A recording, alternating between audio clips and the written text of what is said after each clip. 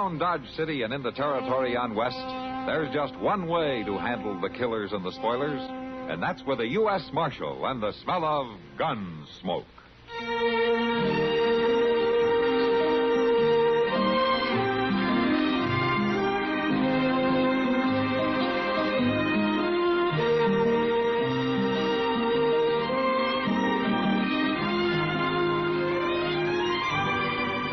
Gunsmoke, starring William Conrad.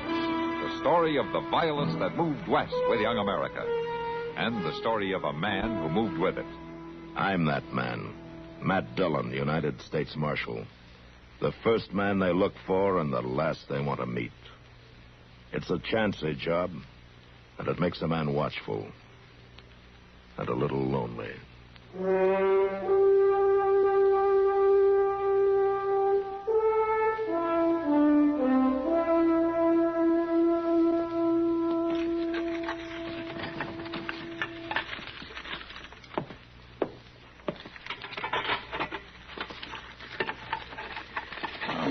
Mr. Dillon, this old stove burns up cottonwood just about as fast as it does buffalo chips.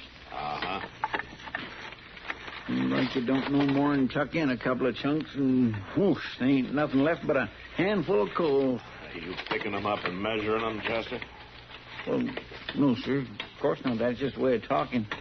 A handful means just enough to, well, see about as much as... As a handful? Yes, sir. That's right.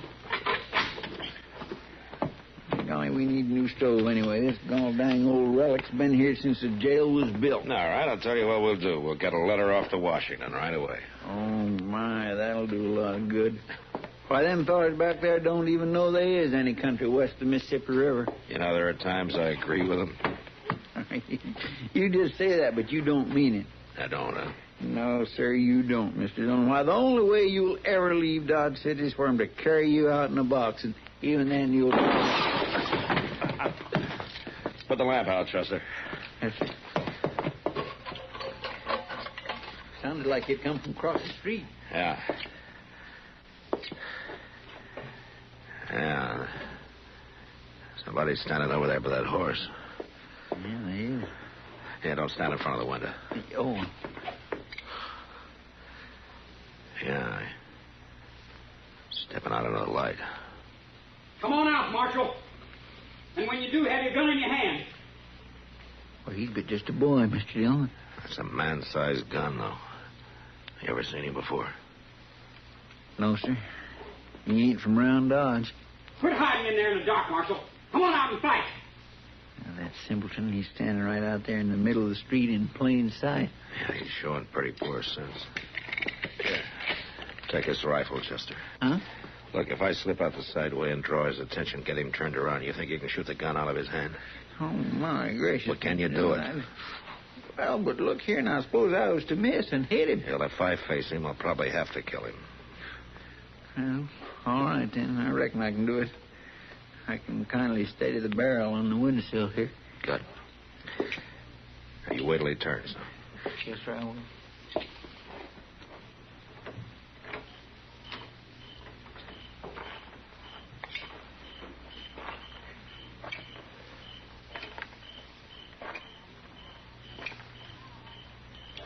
What's the matter, Marshal?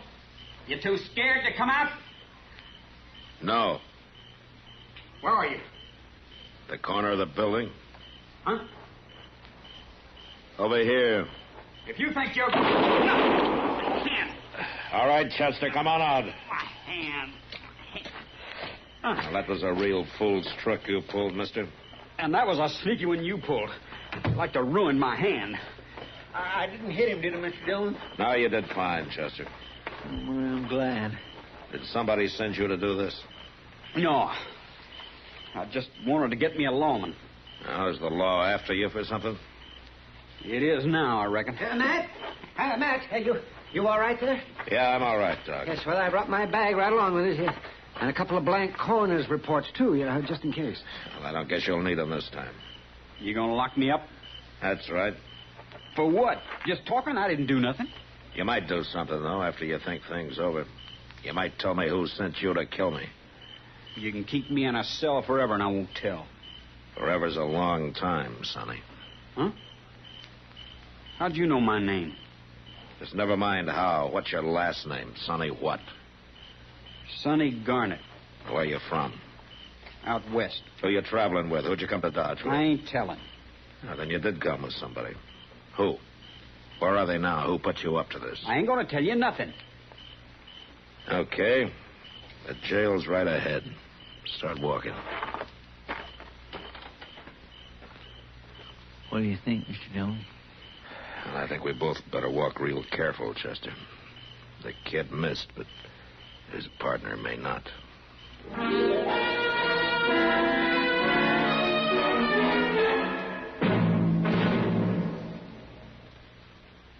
Hello, this is Marvin Miller with another page from your American Heritage Scrapbook.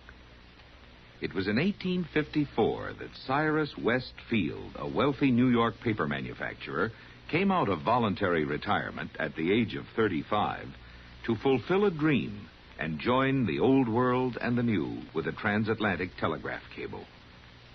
The cable was to extend 2,300 miles from the coast of Ireland to the Canadian province of Newfoundland. The United States and Great Britain pooled their resources in the effort.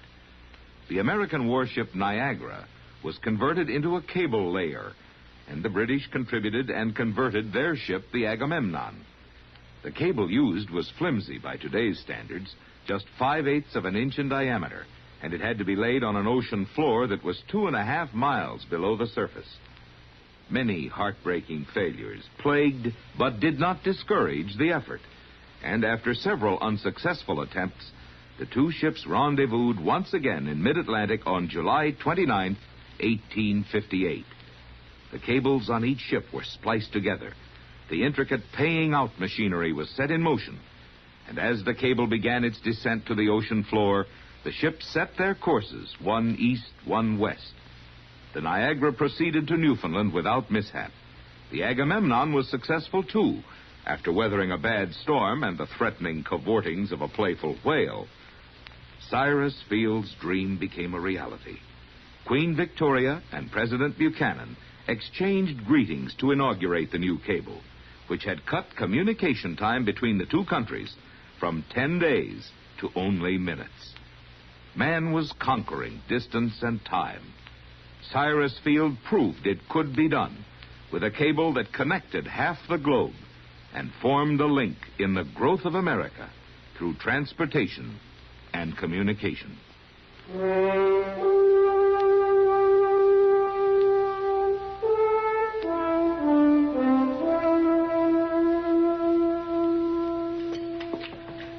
Now, wait a minute, Chester. I'll open the door for you.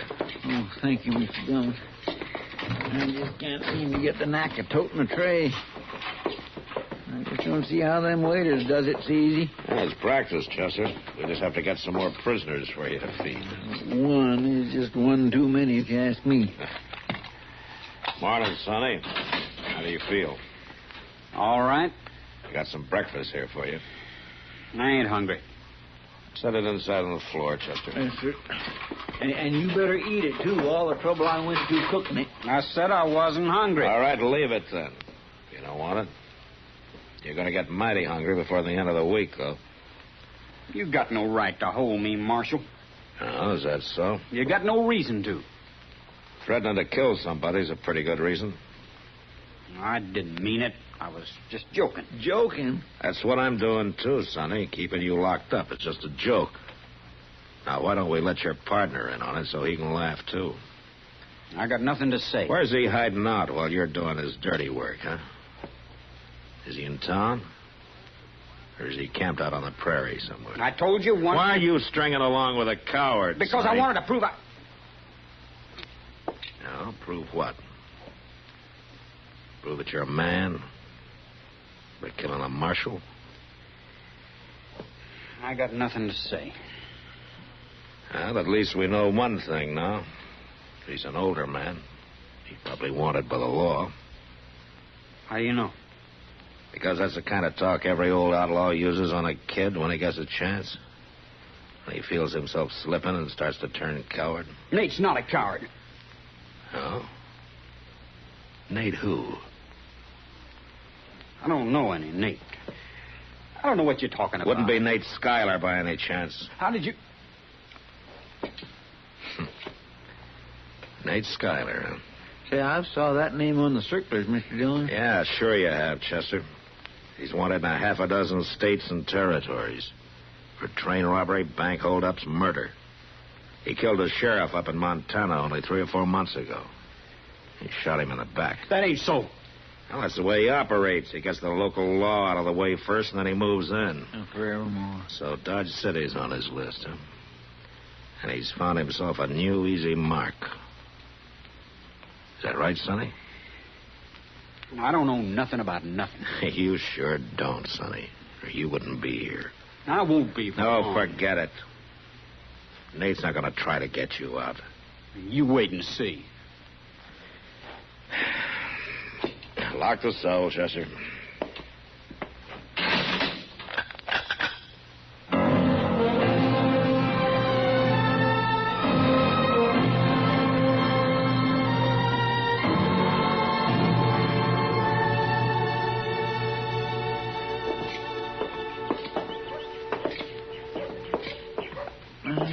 Gracious, just feel that sun, Mr. Dillon. I swear it's going to be spring now before we know it. Yeah, and then summer, and fall. And the first thing you know, Chester, it's going to be winter again. It'll be cold as blazes. Oh, there you go, taking all the joy out of it. Matt! Oh, Matt! Wait! Stars. Doc sure is in a lather about something. Look at him. Yeah, he probably got hold of a bad bottle of corn liquor. Yes. Now, come on, Matt. Hurry up, though. I can show you right where you can put your hands on it. Oh, on who? That kid, Sonny Garnett. You've had a jailbreak and you don't even know it. Oh? Come on, man. I know right where he is. I just saw him going to Wilbur Jonas's store. Well, all right, Doc. Let's go. Yeah. Say, it's lucky for you I happened to see him. You betcha. This way you can get him back. Nobody'll even know he broke out. But come on. Hurry up. He isn't going to stay there forever, you know. Oh, I hope not, Doc. If he does, there wasn't much point in turning him loose. Well, turning him loose? Yeah, about 3 hours ago. I had a couple of boys keeping an eye on him. Well, what in the world you do that for? Well, I hoped you might lead us to Nate Schuyler. Maybe he needs a little prod to start him moving. Oh, then I got my blood pressure all stirred up for nothing. It's good for you, Doc. Helps keep your heart beating. Oh, I'm going to go back to my office.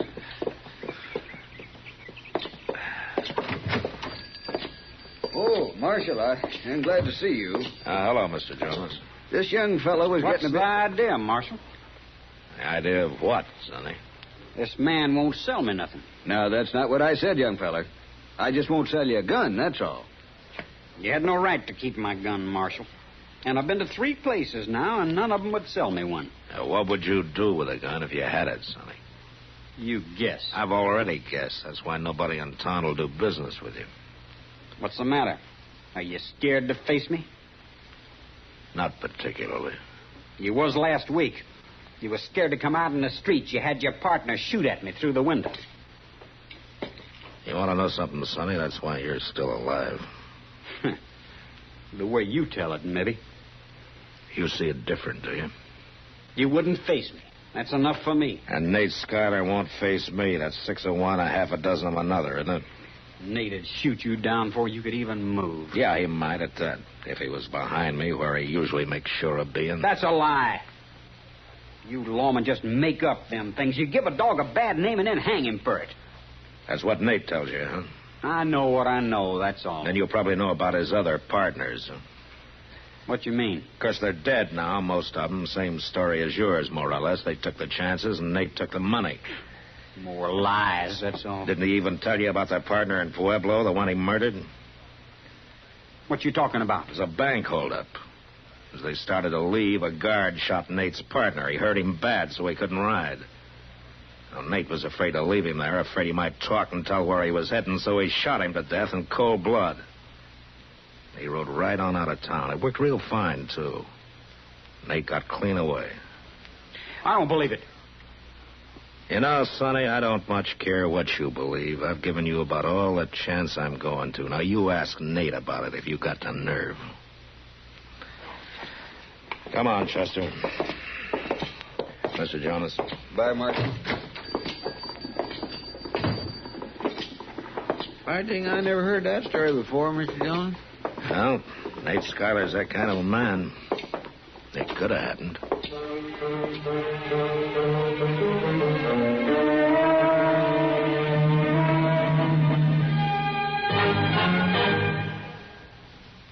Hello again. This is Myron J. Bennett back with another little-known item of American military history.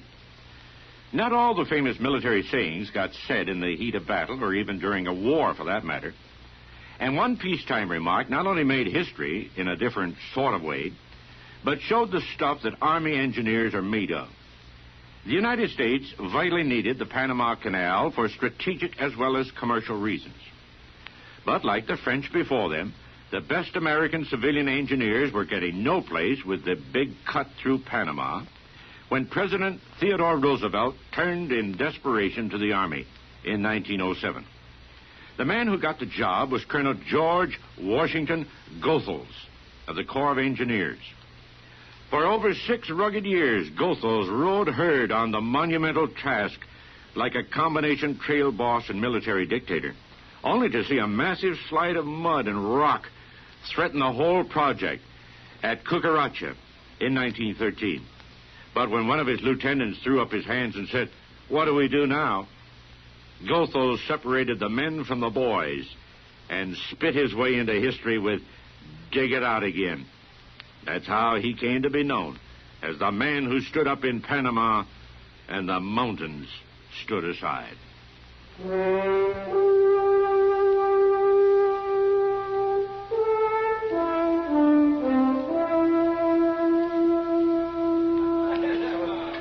Something, Matt?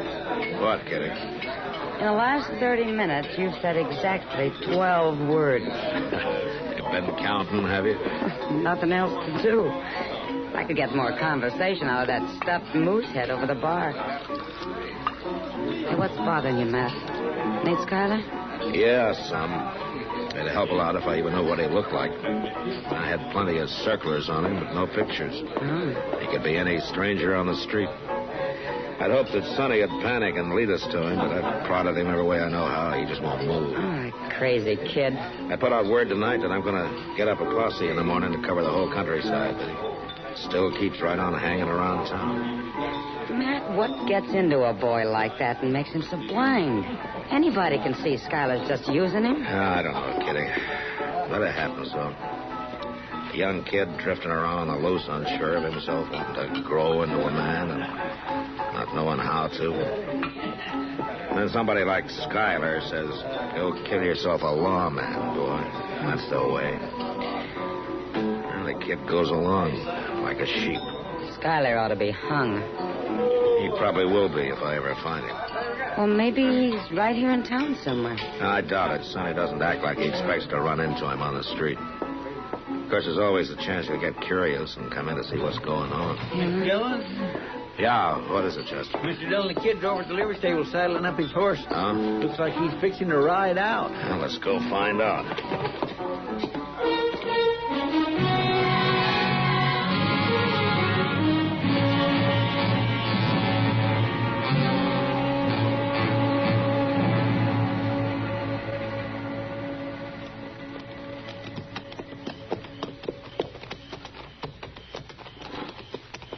Take it easy, Chester. We've been following him too close. Well, he ain't the brightest boy in the world. He'd have spotted us. He's had 6 miles to do it in. There's no use pushing our luck. We'll just drop back a little. Hold up. Well, that's one of the Circle Bar line cabins, Mr. Dillon. You reckon that's where he's heading? Well, he's riding right up to it. That cabin's empty this time of year. Hey, come on. We'll leave the horses here. I'll be clear. I wish that cussed moon wasn't so bright. Shh, quiet. Hold it right there. Get your hands up. It's all right, Nate. It's just me, Sonny. Climb off on that horse, kid, and come on up. All right, Nate. Take it easy, About Chester. giving you up, kid. I heard talk the marshal had throwed you in jail. Yeah. Caught you like a setting quail, huh? After all that big talk of yours, how you was going to stand up and call him. I did call him, Nate, but he had his partner staked out on me. Yeah, sure he did. Then he caught you and spanked you and put you to bed without no supper. You just wait and see. I'm going back and get him. I just come for a gun. Won't nobody in town sell me one. They probably figure you're too young to pack one. Probably scared you'll shoot yourself. You wait. You see. I'm going to step out and call him, Surprised Chester. you even had the gumption to escape. Well, I didn't exactly escape. You're here, ain't you? The marshal turned me loose. You what? Turned me loose. You simple-minded halfwit. What all did you tell him? Oh, nothing. He just guessed it was you that sent me. I didn't tell him. Sure you told him, and he turned you loose so he could molly you.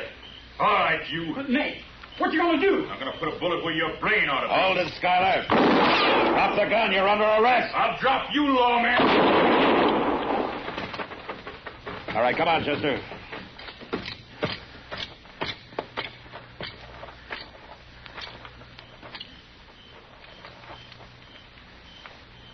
So that's what Nate Skyler looked like. When he was alive, I mean. Yeah. Well,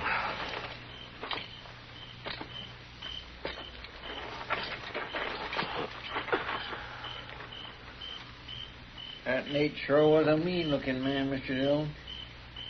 Got a face like a coyote. Well, we start to teach that kid a lesson. I'm afraid it won't do him much good, Chester. Huh? He's dead, too.